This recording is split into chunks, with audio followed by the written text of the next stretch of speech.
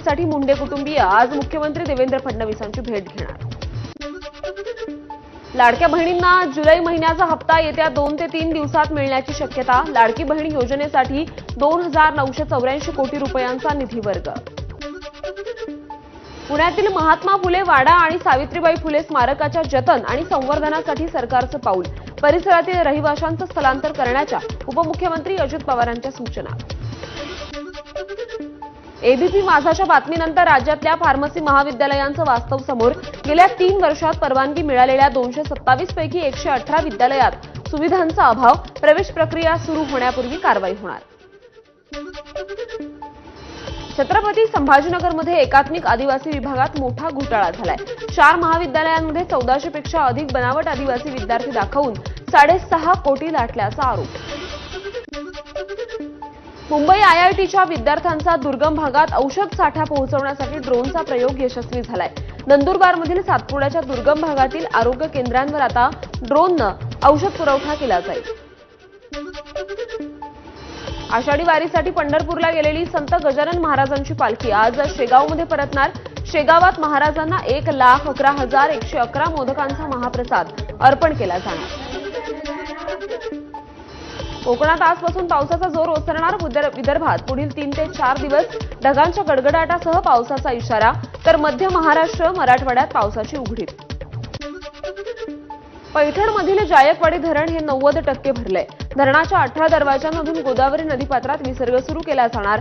नदीकाठच्या गावांना सतर्कतेचा इशारा। मुसळधार पावसामुळे बेळगावातील गोकाक धबधब्यानं धारण केलं रौद्ररूप। धबधबा पाहण्यासाठी पर्यटकांची गर्दी।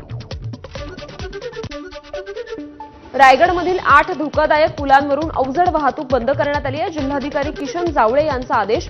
पावसाळा आणि सुरक्षिततेच्या दृष्टीनं प्रशासनाचा निर्णय। सातपुडा पर्वत रांगांमधील तिनसमाळमध्ये पर्यटकांनी गर्दी केली आहे। 3 राज्यांच्या सीमेवर असलेल्या तिनसमाळमध्ये वर्षा पर्यटनाचा पर्यटक आनंद घेत आहेत। गायी चारण्यासाठी गेलेला गुराखी नाल्याच्या पाण्यात वाहून गेलाय। गोंदियाच्या आमगावला लागून असलेल्या बनगावातील नाल्याजवळील ही घटना आहे। गुराख्याचा शोध सुरू। छत्रपती संभाजीराजेंनी केंद्रीय मंत्री नितीन गडकरींची भेट घेतली। महाड रायगड राष्ट्रीय महामार्गाला छत्रपती महामार्ग असं नाव द्या, संभाजीराजेंची मागणी।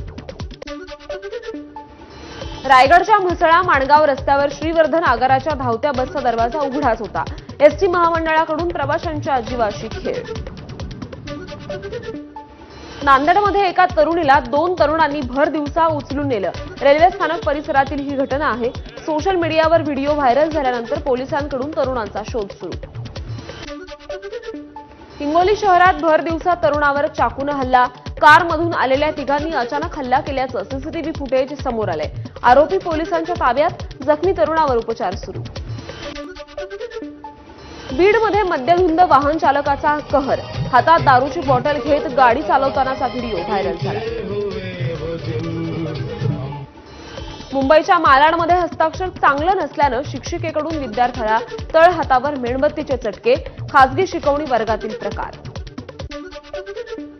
अहिल्यानगरमध्ये लहान मुलांसमोर एका व्यक्तीचे विकृत चाळे। ही घटना सीसीटीव्हीमध्ये चित्रित झाली आहे। व्हिडिओ व्हायरल झाल्यानंतर त्या व्यक्तीला ताब्यात घेण्यात आलंय। जळगावच्या मुक्ताईनगरमध्ये 7वीच्या विद्यार्थ्याचा हृदयविकाराच्या झटक्यानं मृत्यू। मुलाचा मृत्यू झाल्याची माहिती मिळाल्यानंतर कुटुंबियांचा आक्रोश। नांदेडच्या नायगावमधील अंगणवाडीच्या छताचा काही भाग कोसळला। सुदैवानं यात कुठलीही जीवितहानी झाली नाही। इमारत जीर्ण झाल्यानं दखल घेण्याची ग्रामस्थांची शासनाकडे मागणी। परभणीच्या अमेयानगर भागात 40 वर्षीय महिलेचा मृतदेह आढळल्यानं खळबळ। पोलिसांकडून पुढील तपास सुरू। बीडमध्ये कोयता आणि सत्तूरनं तरुणाला धमकावत व्हिडिओ व्हायरल केला।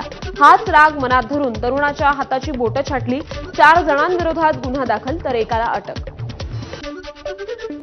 नागपूरच्या उमरेडमधील चांपा हळदगाव मार्गावर शाळकरी विद्यार्थ्यांना घेऊन जाणाऱ्या एसटीचा अपघात। 5 विद्यार्थी यात जखमी झाले। रस्त्यावरील प्रचंड खड्ड्यांमुळे एसटीचा अपघात झाल्याची प्राथमिक माहिती आहे।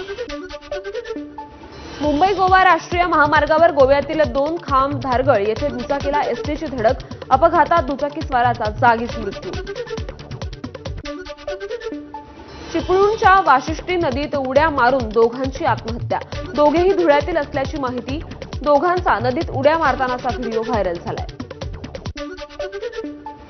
अमरावतीच्या नागापूरमधील वसंतराव नाईक आश्रमशाळेत भिंत कोसळल्यानं एका विद्यार्थिनीचा मृत्यू झालाय, तर 3 मुली गंभीर जखमी. मुख्याध्यापक आणि अधीक्षकांचं निलंबन.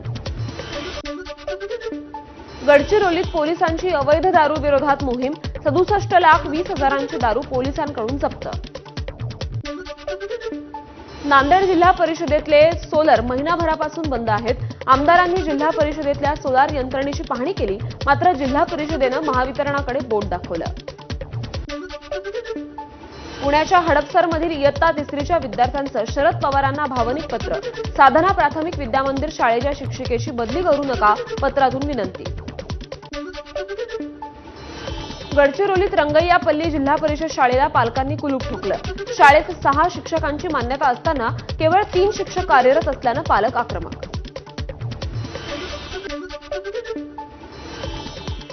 आणि आता काही रिपोर्ट सविस्तरपणे बघूया. सरपंच संतोष